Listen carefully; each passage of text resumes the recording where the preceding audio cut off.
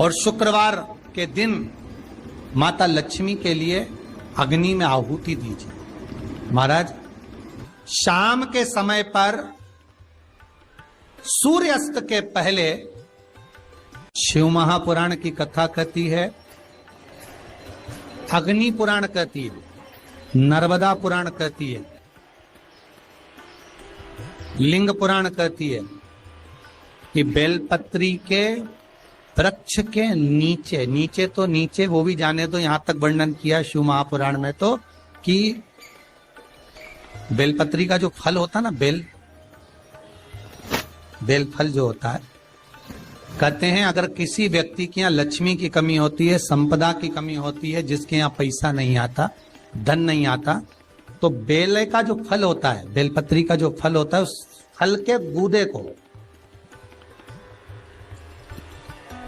बेलपत्री के फल का गुर्दा निकाल लो, सुखा लो, गाय के घी में उसको डुबो लो और शुक्रवार के दिन माता लक्ष्मी के लिए अग्नि में आहुति दीजिए।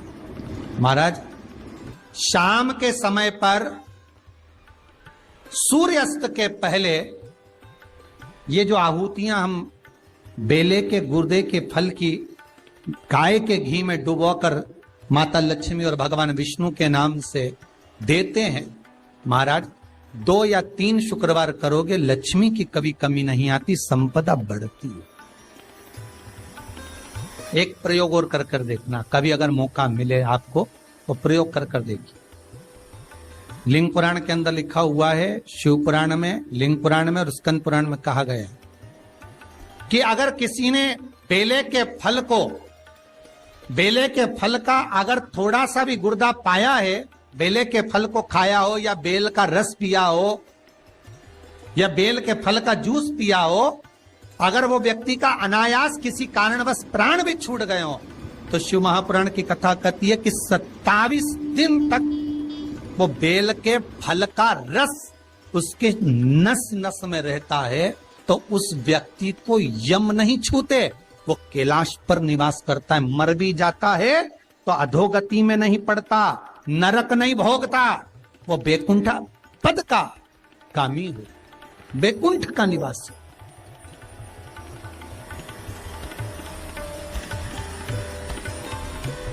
बैकुंठ का निवासी।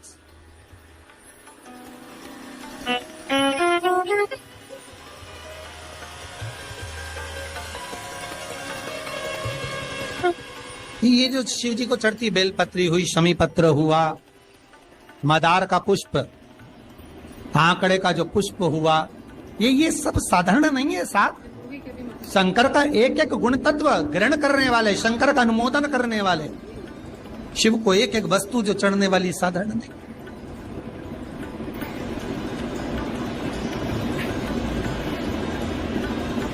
महाराज, हम तो आपसे निवेदन पहले भी करे, आज फिर करते। मान लो आपको ऐसा लगता है कि घर में बीमारियां ज्यादा घेर रही है, तो एक बेल का टुकड़ा, बेले का फल का एक टुकड़ा अपने ही घर में कहीं पर भी कटोरी में रख दीजिए, शिव का स्मरण, सुख प्रदान करेगा। अगर थोड़ा बहुत रोग आ भी गया निकल जाएगा, पर बड़ी बीमारी में कोई फंस नहीं पाएगा, ज्यादा जनहानि नहीं होगी, तकलीफ नहीं भोग पाए। शिव को प्रिय। फिर वही स्कंद पुराण का संवाद आगे, बेल पत्री के वृक्ष की जो जड़ होती है, उस जड़ के अंदर 33 कोटि देवताओं का निवास होता है। 68 करोड़ तीर्थ बेलपत्री के पेड़ के नीचे रहते हैं। 68 करोड़ तीर्थ मात्र बेलपत्री की छांव में, बेलपत्री के नीचे विराजमान होते हैं। अगर आपके मन में कभी कभी भाव उत्पन्न हो जाए ना कि मेरे को कहीं तीर्थ करने जाना है और अभी मौका नहीं मिल रहा, तीर्थ जाने का भी तो लॉकडाउन चल रहा है और अभी सब दूर बीमारी फैली हुई है, कहीं नहीं जा सकते, तो जब लॉकडाउन हट जाए, बीमारी समाप्त हो जाए और तीर्थ जाने का मन करे, तो किसी बेलपत्री के पेड़ के नीचे 5 मिनट जाकर बैठ जाए।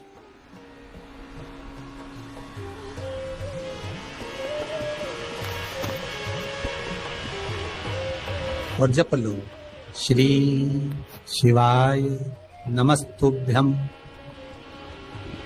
जितने बैठे हो टीवी के सामने प्रेम से बोलो, श्री शिवाय नमस्तुभ्यम।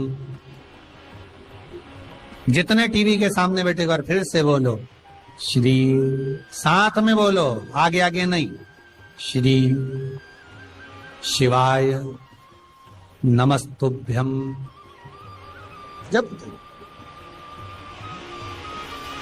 जब तुम्हारा मन करे मुझे चारों धाम जाना है, जब तुम्हारा मन करे कि मुझे काशी जाना है, जब तुम्हारा मन करे मुझे उज्जैनी जाना है, जब तुम्हारा मन करे कि मुझे ओमकारेश्वर, मुझे सोमनाथ जाना है, भीमा शंकर, बैद्यनाथ, मल्लिकार्जुन जाना है, केदारेश्वर जाना है, बस नागेश्वर जाना है, थोड़ी देर के लिए बेलपत्री के पेड़ के नीचे जाकर बैठो।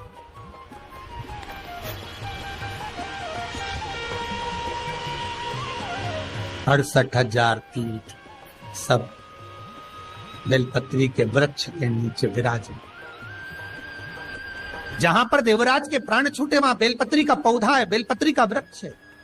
हिंदू धर्म में आज भी रीति है, मरने वाले व्यक्ति, अब तो ये कोरोना महामारी में ना गाड़ी में भरे ने लेकर चले गए और जला दिया, पर पहले जो नियम था शास्त्रार्थ के अनुसार, जब कोई व्यक्ति मरता था उसको कंधे पर लेकर जाते थे, तो ले जाने के बाद में बीच राह में एक स्थान ऐसा आता था जहां पर अर्थी को उतारते थे।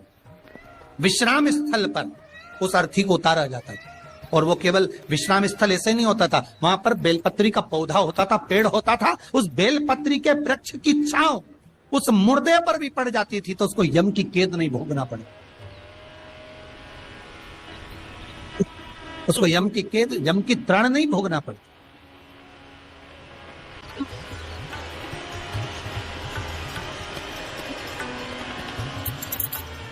इसलिए उस बेलपत्री के पौधे के नीचे उसको विश्राम दिया जाता है।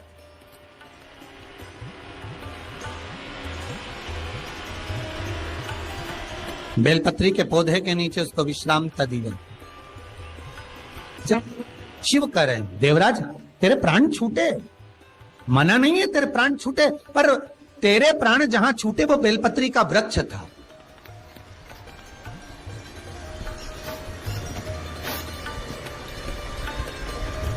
और अब तुझे यहां नहीं रहना है, अब तुझे कैलाश पर रहना है। तो कैलाश पर क्यों? शंकर भगवान बोलते हैं ये मृत्यु लोक जो है ना, पृथ्वी, ये भूमि जो है ना, ये मेरी निवास स्थली है, ये मेरा घर है। इसलिए शंकर भगवान ने, भगवान विष्णु ने जब कहा था, भगवान विष्णु जब शंकर भगवान से बोले कि मैं आपसे मिलने आना चाहता हूं, तब शंकर भगवान बोले आ जाओ।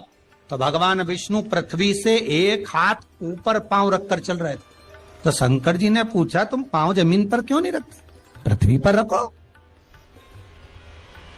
शिव जी, मैं पांव पृथ्वी पर नहीं रख, क्यों? नहीं नहीं नहीं नहीं, मैं पांव पृथ्वी पर नहीं रख सकता।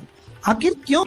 शंकर भगवान से भगवान विष्णु कहते हैं पूरी पृथ्वी पर छोटे छोटे कंकर नजर आते हैं, हर कंकर में मुझे शंकर नजर आते हैं। जब कंकर में शंकर दिखेगा तो मैं पृथ्वी पर पांव कैसे रख सकता हूं? शिव जी बोले, भाई नारायण, भगवान विष्णु से बोले, है नारायण, अगर आप इतनी दूरी बनाकर रखेंगे तो फिर हमारे करीब में कौन आएगा? हम चाहते हैं कि आप हमसे मिलकर रहें, हम आपसे एक क्षण की दूरी सहन नहीं कर सकते। आप हमसे चिपक जाएं, लपट जाएं, आप हमसे रम जाएं, हम आप में रम जाएं। कुछ ऐसा कर दो, शंकर जी कह रहे हैं नारायण, कुछ ऐसा कर दो कि शंकर नारायण से दूर नहीं रहे, नारायण शंकर से दूर नहीं रहे, ऐसा कुछ कर दिया जाए। तब भगवान शिव ने भगवान विष्णु से कहा, एक काम हो सकता है कि आप सांप बन